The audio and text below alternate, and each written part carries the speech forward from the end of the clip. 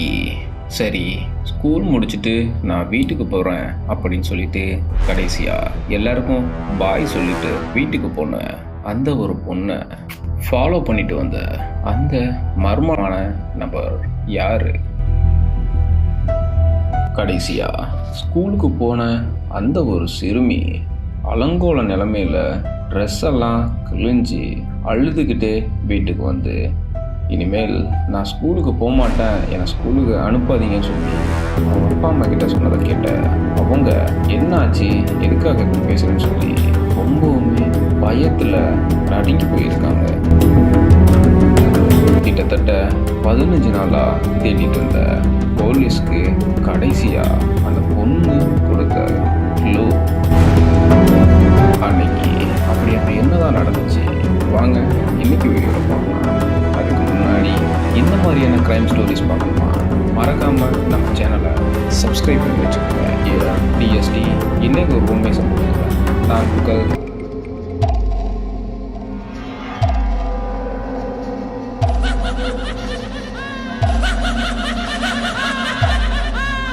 அது திருவள்ளூர் ஆரப்பாக்கம் ஒரு 10 வயசு ஸ்கூல் பொண்ணு அவங்க வீட்டுக்கு ட்ரெஸ் எல்லாம் கிழிஞ்ச நிலமையில அலங்கோலமாக வீட்டுக்கு போயிட்டு அழுதுகிட்டு இனிமேல் நான் ஸ்கூலுக்கே போக மாட்டேன், என்னை ஸ்கூலுக்கு அனுப்பாதீங்க, எனக்கு போகிறதுக்கே பிடிக்கல அப்படின்னு சொல்லிட்டு ஸ்கூல்ல இருந்து வந்ததுமே இப்படி சொல்லிட்டு இருந்ததும் அவங்க அப்பா அம்மா என்னாச்சு ஏதாச்சு, எதுக்காக நீ இப்படி இருக்கிற, ஏன் இப்படி பேசிட்டு இருக்க அப்படின்னு சொல்லிட்டு கேட்டுட்டு ரொம்பவுமே பதட்டத்தோட இருந்திருக்காங்க. இப்போ அந்த பொண்ணு அங்கே நடந்ததை என்ன ஏதுன்னு விலாவரியா அவங்க அப்பா அம்மா கிட்ட சொன்னதுமே அதை கேட்டு அவங்க ரொம்பவுமே கொந்தளிச்சு போய் உடனே போலீஸ் ஸ்டேஷனில் கம்ப்ளைண்ட் பண்ணுறாங்க. அந்த போலீஸ் அவங்க சொன்னதெல்லாம் கேட்டு உடனே இன்வெஸ்டிகேஷனையும் ஸ்டார்ட் பண்ணுறாங்க. அப்படி ஸ்டார்ட் பண்ண அவங்க தீவிரமாக அந்த மர்ம நபரை கண்டுபிடிச்சே ஆகணும்னு சொல்லிட்டு தீவிரமாக வேலை பார்க்குறாங்க. கிட்டத்தட்ட 15 நாளைக்கு அப்புறம் அந்த போலீஸ் தேடிட்டு வந்த மர்ம நபரை ஆந்திராவில் இருக்க சுல்தான்பேட்டை அப்படிங்கிற ரயில்வே ஸ்டேஷனில் வச்சு அரெஸ்ட் பண்ணுறாங்க. அப்படி அரெஸ்ட் பண்ண அந்த அக்யூஸ்டை விசாரிச்சதுல என்ன சொன்னாங்க தெரியும்?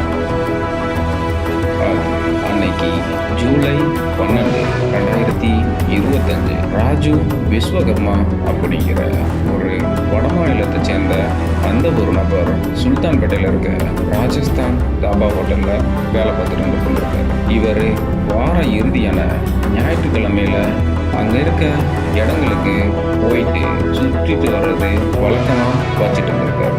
அப்படி அன்னைக்கு சுல்தான்பேட்டையிலேருந்து ஆரப்பாக்கம் ரயில்வே ஸ்டேஷன் போயிருக்காரு. அப்படி போன அவர் தனிமையாக இருக்கிற பெண்களை நோட்டமிட்டு பின்தொடர்ந்து போய் தனிமையில் இருக்கும்போது அவங்கள அப்யூஸ் பண்ணுறதுக்காக அன்னைக்கு ஆரப்பாக்கம் ரயில்வே ஸ்டேஷனில் பெண்களை நோட்டமிட்டு இருந்திருக்காரு. அப்படி நோட்டமிட்டதில் ஃபர்ஸ்ட் மதுமிதா அப்படிங்கிற ஒரு கர்ப்பிணி பொண்ணு தனிமையில் இருந்ததை பார்த்துருக்காரு. அப்படி தனிமையில் இருக்கிற பார்த்த அந்த ராஜு என்ன பண்ணியிருக்கான்னா அவங்க என்ன பண்ணுறாங்க ஏது பண்ணுறாங்கன்னு சொல்லி ரொம்பவுமே டீட்டெயிலாக வாட்ச் பண்ணிட்டு இருக்காங்க. சரியான நேரம் வரட்டும் அப்படின்னு சொல்லி பார்த்துட்டு இருந்த அவனுக்கு கடைசியாக அவங்கள பிக்கப் பண்ணுறதுக்காக அவங்க ஃப்ரெண்ட் வந்ததால் அந்த ஒரு பிளானை அவன் கேன்சல் பண்ணிடுறான். அப்படி கேன்சல் பண்ண அவன் சரி இன்னைக்கு யாருமே கிடைக்க மாட்டாங்க போல அப்படின்னு சொல்லிட்டு வெயிட் பண்ணிட்டு இருந்த அந்த பொறுக்கி மதியானம் 1:30 மணிக்கு 10 வயசு ஸ்கூல் பொண்ணை என்ன பண்ணியிருக்கான்னா ரோட்டில் தனியாக போயிட்டு இருக்கிறத பார்த்துட்டு ஃபாலோ பண்ணிட்டு போய் அவன்கிட்ட இருக்க கத்தியை காட்டி இந்த மாதிரி மிரட்டி இருக்கான். யாரு நீங்கள், எதுக்காக என்னை ஃபாலோ பண்ணுறீங்க, என்னை எதுக்கு பிடிச்சிட்டு வந்திருக்கீங்க, என்னை விடுங்க நான் வீட்டுக்கு போகணும் அப்படின்னு சொல்லி அந்த பொண்ணு சொல்லியிருந்தாங்க. அதுக்கு இவன் அவங்கிட்ட இருந்த கத்தியை காட்டி நீ சத்தம் போட்டேன்னா உன்னை ஏதாச்சும் பண்ணிடுவேன், ஒழுங்கா அமைதியாயிரு அப்படின்னு சொல்லிட்டு அந்த பொண்ணை அந்த 10 வயசு பொண்ணை பிஞ்சு குழந்தைய பாலியல் வன்கொடுமை பண்ணிட்டு அப்படியே விட்டுட்டு ஓடி இருக்கான். இப்போ அந்த பொண்ணு வீட்டுக்கு போய் நடந்ததை சொன்னதுக்கப்புறம் போலீஸில் கம்ப்ளைண்ட் பண்ணி தான் தேட ஆரம்பிச்சிருக்காங்க.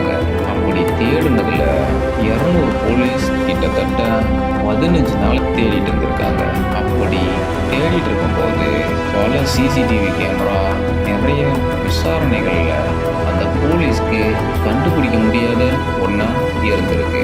அப்புறமா ஒரு சிசிடிவி கேமராவில் ஒரு நபர் ஒரு ஸ்கூல் பொண்ணை ஃபாலோ பண்ணிட்டு போனதை பார்த்துருக்காங்க. அதுக்கப்புறமா அந்த பொண்ணுக்கிட்ட போய் ஏதாச்சும் டீட்டெயில் கேட்கலாம்னு சொல்லிட்டு விசாரிக்க போகிறாங்க. பொதுவாக இந்த மாதிரியான பிரச்சனையில் பாதிக்கப்பட்டவங்க ரொம்பவுமே பயந்து போய் மனம் உடைஞ்சி மன அழுத்தத்தில் யார்கிட்டையும் பேச முடியாத நிலைமையில ரொம்பவுமே கஷ்டப்பட்டுட்டு இருந்திருப்பாங்க. பட் இந்த 10 வயசு சிறுமி ரொம்பவுமே துணிச்சலா தைரியமா எந்த ஒரு பயமுமே இல்லாம தன்னை அப்படி பண்ணினவனை அங்க அடையாளங்களை பிரிச்சு வச்சிருக்காங்கன்னே சொல்லலாம்.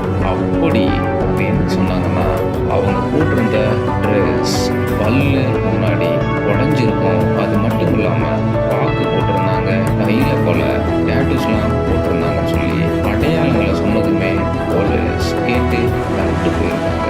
10 வயசு பொண்ணா இப்படி பேசுறது அப்படின்னு சொல்லி ரொம்பவுமே ஆச்சரியப்பட்டு தீவிரமா தேடின அவங்க அந்த சிசிடிவியில் வந்தது அவங்க தானா அப்படி கன்ஃபார்ம் பண்ணுறதுக்காக சந்தேகத்திற்கு உட்பட்ட பல வடமாநில நபர்களோட ஃபோட்டோஸை காட்டியிருக்காங்க. அந்த பொண்ணு இவங்க யாருமே இல்லை அப்படின்னு சொல்லிட்டு சொல்லியிருக்காங்க. இப்போ அந்த பொண்ணு சொன்ன அடையாளத்தெல்லாம் வச்சு தேடினதுல இந்த நபர் அந்த ரயில்வே ஸ்டேஷனில் சந்தேகத்திற்கிடங்க சுற்றிட்டு வந்தது தெரிய வந்திருக்கு. இப்போ அந்த ஃபோட்டோவை அந்த பொண்ணுக்கிட்ட காட்டி கேட்டதுமே கொஞ்சம் கூட தயக்கம் இல்லாமல் ஒரு நொடி கூட வேஸ்ட் பண்ணாமல் இவன் தான் அப்படின்னு சொல்லிட்டு சொல்லியிருக்காங்க. அவனை தப்பிக்கிறதுக்கு முன்னாடி இப்போ அந்த போலீஸ் கொத்தோட தூக்கிட்டு வந்திருக்காங்க. அப்படி தூக்கிட்டு வந்து இவன்கிட்ட விசாரிச்சதில் சொன்னது இதுதான். அது மட்டும் இல்லாமல் ஒரு முக்கியமான விஷயம் என்னன்னா இந்த ராஜு போலீஸ் தேடிட்டு வந்ததை தெரியாமலே ஆயா ரொம்ப ஜாலியா சுத்திட்டு வந்துட்டு வந்திருக்கான். இன்னைக்கு அப்படி அந்த இடத்துக்கு அந்த ரயில்வே ஸ்டேஷன்ல வந்து சுத்திட்டு இருக்கும்போது தன்னோட போட்டோ போட்ட ஒரு நோட்டீஸ் அங்க இருந்த வால்லையும் அங்க இருந்த போர்ட்லையும் ஒட்டியிருந்ததை பார்த்து அவன் ரொம்பவுமே ஷாக்காகி போய் வெயிட் பண்ணிட்டு இருக்கான். அப்படி அவன் உஷாராகி தப்பிக்கிறதுக்கு முன்னாடியே ரயில்வே போலீஸும் டிஸ்ட்ரிக்ட் போலீஸும் அவனை அரெஸ்ட் பண்ணி தூக்கிட்டு வந்திருக்காங்க. இந்த மாதிரி நடந்த பல பேர் தனக்கு நடந்ததை வெளியில சொல்றதுக்கு ரொம்பவுமே பயந்து மன அழுத்தத்துல மூழ்கி போயிருப்பாங்க. ஆனா இந்த 10 வயசு சிறுமி யாருக்கும் பயப்படாம ரொம்பவுமே தைரியமா துணிச்சலா சொல்லியிருக்காங்க. இதை நினைச்சு அந்த பொண்ணை ரொம்பவுமே பெருமைப்பட வச்சிருக்கு. அது மட்டும் இல்லாம தன்னோட மகளுக்கு நடந்ததை தன்னோட குடும்பத்துக்கு நடந்த அது மாதிரியான கொடூர சம்பவங்களை வெளியில சொன்னா தன்னோட குடும்பம் மானா போயிடுமோன்னு சொல்லி பயந்து மூடி மறைக்கிற இங்க பல குடும்பத்துக்கு நடுவில் இப்படி ஒரு அம்மா அப்பா ரொம்பவுமே மெய்சில் இருக்க வைக்குதுன்னே சொல்லலாம். இந்த ஒரு சம்பவத்தை பத்தி நீங்க என்ன நினைக்கிறீங்கன்னு மறக்காம கமெண்ட்ல சொல்லிட்டு போங்க. மீண்டும் இதை போன்ற ஒரு உண்மையை சம்பவத்துடன் உங்களை சந்திக்கிறேன்.